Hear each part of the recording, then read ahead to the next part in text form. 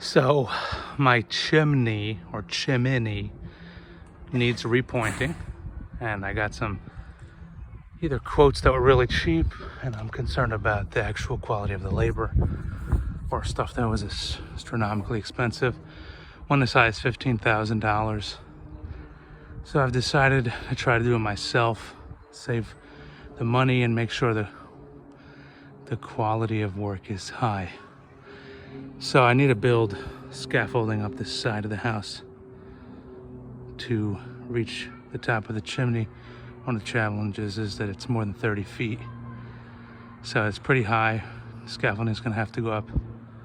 And then I'm gonna build a platform from the scaffolding onto this dormer here around the chimney. And we'll add that on once we get it up. I also need to not just repoint the chimney, but also have to replace the cap, that cement inch.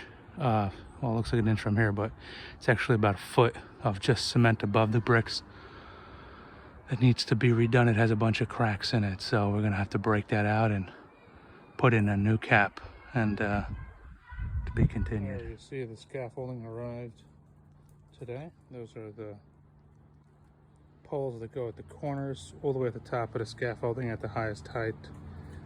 As a railing around the platform. Yeah, we'll start putting it up on Sunday.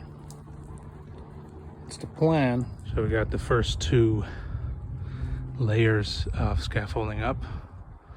We have to make sure that I took the ladder and I measured the overhang over here, because as we go up, if we're too close to the wall, we'll hit the overhang and we won't be able to go past it to where we need to go. So it has to be the distance away from the wall necessary, plus an inch or 2 just in case. And yeah, looking good. We put these pieces of wood on the ground for extra stability. You know, the metal will go dig into the ground as the weight gets heavier, but the wood will hold it back. And then these nails go in after scaffolding is leveled to make sure that the leveling jack doesn't move at all, doesn't rotate, doesn't lean, anything, doesn't move. And then after I get the nails in about an inch or 2, I bend them for extra security. Yeah, and I'm gonna just keep going until we get to the top. So you're supposed to anchor the scaffold in every 3 levels. So down, so they sell anchors, but I decided I didn't want holes in the side of my house. So I created my own sort of anchor. I have 2x4s that go around the beams that hold it from shaking back and forth. And then I have another 2x4 that goes into the house and through a window.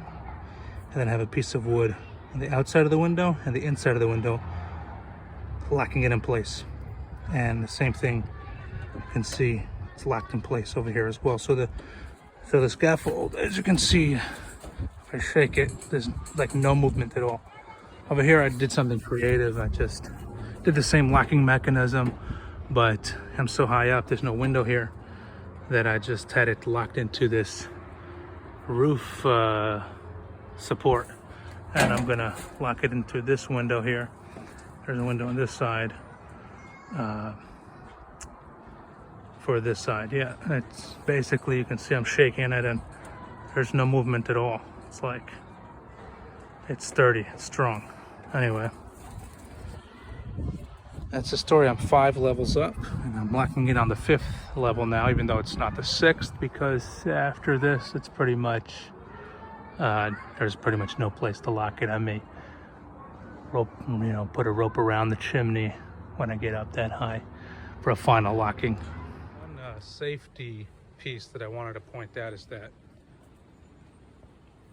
after I leveled the scaffolding and put it on the boards and put the nails in, I also put these spikes into the ground. These go in a foot or 2. I put a sledgehammer to them, put them in, That way, even if it's windy or if it's rainy. So the hill is this way on the decline. So actually I put the boards this way instead of this way. Because if I put them this way, then the rain would be rushing against them, and it can cause a problem, cause them to slide. So I put the boards this way, that way the rain will just pass them. Even if the water hits them, when it's raining, it'll just pass by them. It won't have any resistance. Something to fight against. I also stuck these spikes in, two of them at the ends that are downhill. It's a very slight decline, but safety is safety. I stuck them in the ground, 2 of them, 1 on each side, 1, 2, a good foot or 2 into the ground so that these boards won't shift at all. And then I put on the sides, I put spikes as well so that they wouldn't slide. And that's another safety tip. Yeah, once I was all the way up there on the scaffolding, 35 feet, 40 feet in the air, I had this limb of this tree right here, this limb. See this limb going up? So it was making a nice brush close to the house, so I decided once I was up there anyway, let me cut it off, and I'm gonna just trim it down as I go until I get to the base. So how did I do that? I took a saw, a regular saw. You know, they sell these pole saws in the store, $60, $100, $150. I figured, let me save some money. I secured a saw with some screws to the end of a 8-foot branch, 8-foot 1 by 1 or 1 by ½ inch, 1 by half, 1 by 1 by half, which is 8 feet by 1 inch thick and ½ inch thick. I'll show it to you in a second. Because this is a good 5-6 feet, and I don't want to hang over. It's dangerous. So I attached a saw to the end of a 8-foot piece of wood, and I just had the wood lean over, and I just went back and forth until the branch basically cut and fell. And here's a lot of the shrub that came down over here. Here's some more. And we're gonna take the whole limb down. Now I want to show you the actual saw that I created. And that is right here. I took this piece of wood. You see, they sell these, but took this piece of wood, which is basically an 8-foot, 1 inch thick, like that, ½ inch like this. So it's very light. And I drilled holes, pre-drilled 3 holes, and I put screws through them to hold it. And this saw opens up. Right now it's closed. You can see the top part's closed for safety. And the reason why I did this, obviously, is because my pole originally broke. You can see I bought this a whole bunch of years ago, and the pole broke. But you can do this with any saw. It doesn't have to be. I happen to have this left over from the top of a pole saw, but you can do that with any saw. You can take a hand saw and somehow secure it to a piece of wood like this, and just use that. Save yourself some money. Here I am at the top of my scaffolding. I made a platform here. It goes around the chimney. And now comes the process of starting to grind out or chisel out. You can see all the issues here. The mortar's missing, and there is a crack in the crown or the cap, whatever you want to call it. All this mortar is missing. So I have to go through the process of going around the entire top of the chimney and just chiseling out any loose mortar. And here's a platform on the left side. And this piece of wood will be able to go right behind the chimney when I'm ready to stand there, across this platform that I built onto the roof. I used this ladder process, which is to secure it onto the roof. So I should have moved the ladder on both ends of the roof, and they attach to the top, and they get secured one to the next, so they shouldn't move. And they basically hold the platform. They shouldn't move up or down at all. It should stay steady. So even this is level here, this 2x4 that goes across, it's holding up this 2x8. But even though the roof is slanted, it won't budge at all because of this locking mechanism. I also used a piece of rope at the back side, you can see, to tie it so it shouldn't sway at all in the wind if it gets windy or rains or whatever. Anyway, now we're at that point of chiseling away, and after that we'll be filling the mortar. Yeah, putting new mortar back in. Having taken out a few bricks, I realized that all of it looks like this. All the mortar's falling apart on the inside. So I've decided, instead of just repointing the chimney, because of all these cracks, there's 4 cracks on each side is a crack, and because of all of these cracks for years, water's been seeping through on the inside and just destroying the inside as well. So I'm actually going to rebuild the chimney from the crown part where it protrudes from the overhang. So till here it's pretty good. This flat part, it's okay. That probably repoint, and then anything above that, these bricks that are protruding, I think we're gonna just redo the whole cap and everything. Here's an example of how cracked the cap is. Look at this. This is one section of the cap. It's one corner, and the whole thing is moving.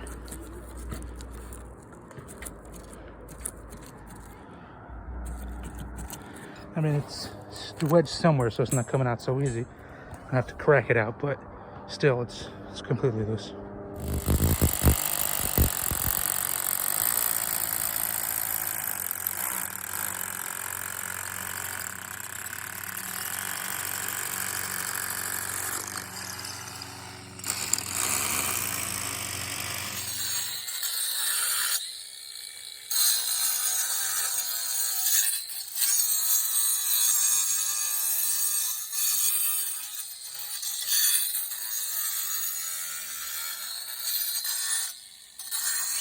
All right, we're making progress little by little. It's looking good. Slowly by slowly, we're making the progress. We're going to get the ready for the making the concrete, the cut, everything for the everybody, for salad. Very nice. Okay, so we started here, and we made our way up. Add a little bit to the flue. I think we came up like 6 rows. 6 rows of bricks all the way around. Anyway, now we're up to putting in the forms for the top portion of cement. If you look closely, you'll see that this piece of wood is level with the bricks. The next one's a little bit lower down, so that the cement will go in there and create a dip, so that water that comes on the outside of the chimney will drip off and not drip back onto the chimney. Then we're going to basically bring cement from here up nicely up that way. So yeah, we're going to stop the video now because we need to use the phone. It's one of our tools. Those who do construction know, if you don't have a phone, you don't have a flashlight. Anyway. We put down our first layer of cement. I think there's 2 bags. We're up to the top of the form. Getting all the grooves all around. This is towards the end of the project. Yeah, we took out 3 or 4 layers of bricks, and we put in 1, 2, 3, 4, 5, 6, 7, 8 layers. Put in 8 layers. Let's see. New layers. If we took out 3, then I put in 2, 3, 4. Put in 3 new layers. Built it up 3 new layers. Yeah, that's it. Let's see. Now we're just gonna keep going.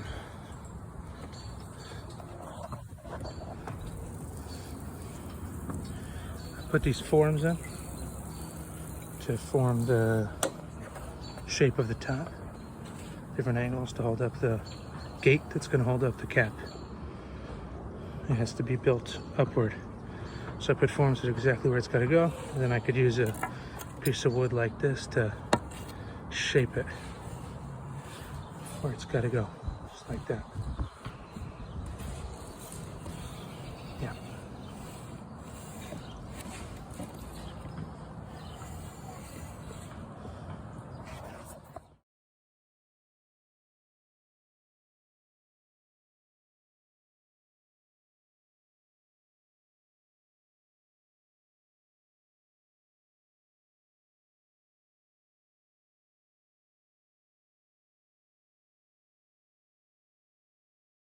All right, well, it's official.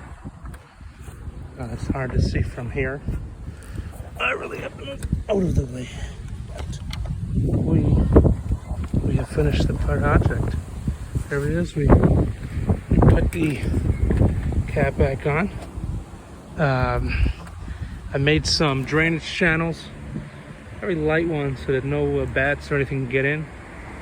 Drainage channels, if any water gets stuck on the inside, it has a place to escape. There, I made 1, 2. I made a few on each side. And this is the form that we put for the, all this wood is the form we put for the cement, and it's hardening. And tomorrow, hopefully we'll take it off, or I'll take it off. And that's it. You know, we put new bricks. This was the old level. Came up here, you could see someone tried to patch it at one point. See how nasty it looks. And then come the new bricks. 1, 2, 3, 4, 5, 6, 7. Probably 8 more level is in there. Yeah, it's a good job. And okay, finished. Thank the good Lord. Hashem. And now we're gonna show around.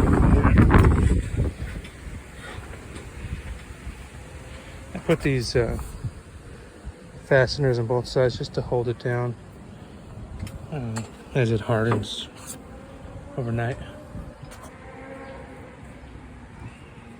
Yeah. Anyway, well, that's it from the other side. How pretty. Some of the bricks were actually crooked. And the job is not perfect, but it's the job that I did. And I hope it lasts at least 10, maybe 20 or 30 years, I hope. Amazing. All right, here's the moment of truth. It's not perfect, but it's pretty good. Looks better on that side. I'm gonna have to grind off some of these little schmutz pieces, but it's pretty good. Did a pretty good job. Maybe even grind off a little bit on the top there. All right. So the lip actually came out pretty good. Yeah, you can see. Now it's not. Now the water goes down the side. Oh, as you can see, there were some imperfections. But anyway, the water goes down this side. It can't hit the brick because it drips down over here.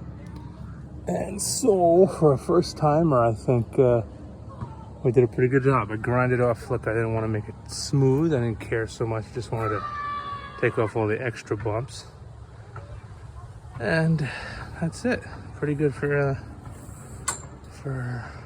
a first time. And that groove came out really nice. The whole groove underneath really came out nicely. And this is the chimney. This is a finished job. Here are the holes. You can see. Spray some water in. You'll see water comes right out. Check this out. I'm spraying water in over here really fast, and look, the water's coming right out of the drip holes. Same thing on the sides. Spray water in, and you see it just comes right out. And that's the idea. And no water should get trapped in there and be able to freeze. And this is the other side. It looks all right. Doesn't look great, the best, but I did pretty good with what we had. And that's the drip edge right there. Oh, there we go. All right, so I'm almost ready to put on the sealant, which is clear, but before I forget, I decided to make this quick video just to show the work that was done. I finished repointing so the cement comes all the way to the outside. And it's actually looking very good. You got these grooves over here to let water out. Here's another one I start to see. Another one over here. But this is the job. All done. I'm gonna get this video on quickly before today is hopefully the day we're gonna take down everything, all the scaffolding, and be done. Here's the finished product. All done with the sealant. We're starting to take things apart. And that's the finished product right there. Ain't perfect, but should hold for